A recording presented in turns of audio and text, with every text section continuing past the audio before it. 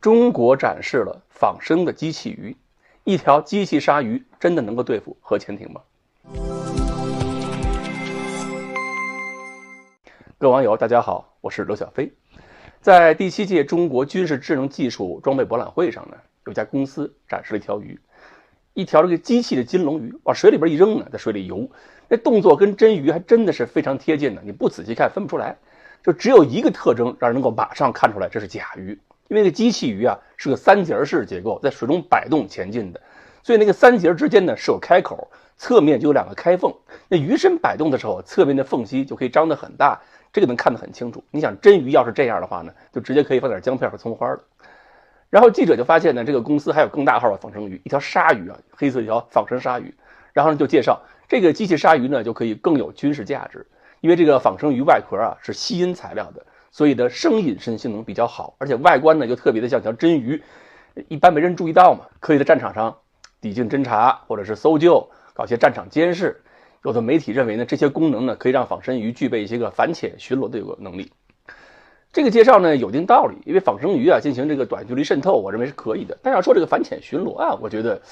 包括这个对付核潜艇啊，我觉得有点问题了。因为这种仿生鱼其实国内外研究呢都挺多，好几年前呢就有各种仿生鱼展示出来，外观上呢只不过没有这次逼真嘛，这次为了这个演示好看，那条金龙鱼做的特别像，那个鳞片颜色都还好。但其实如果不是为了观赏的话呢，实战中这种外观逼真的意义并不是特别大，在水下基本上也没人看得很清楚。它的运动方式呢是摆动式的嘛，就不会有螺旋桨那种噪音，什么空炮噪音呢都没有了，所以那个安静性肯定会比较好一点，推进效率呢也高，这都没问题。但是你要说这么一条仿生鱼能够对付核潜艇，我觉得就够呛了。因为你要对付核潜艇的话，具备2个条件是一定要有的，一是你要能够找到核潜艇，二你要能跟得上。你要找核潜艇得靠声呐吧，你这个声呐性能要知道跟潜艇这个体积啊，或者跟这个声呐体积直接相关的，你必须有一个足够大的艇身去容纳一个大的声呐，基震必须足够大，探测距离才够远。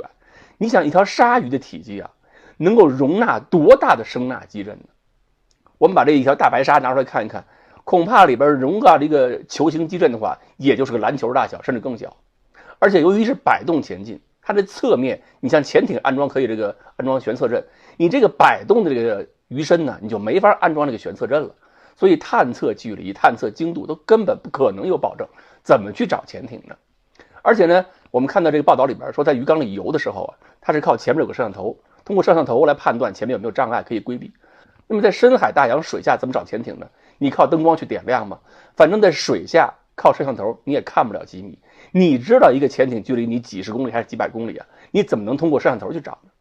再有啊，这个仿生鱼只能是电力驱动的，因为它这个体积决定了，你也不可能安柴油机啊，你安了柴油机还有通气管才行，而且柴油机一响，那个噪音那么大，怎么隐身呢？而且你也没法装核反应堆吧，你也装不进去啊，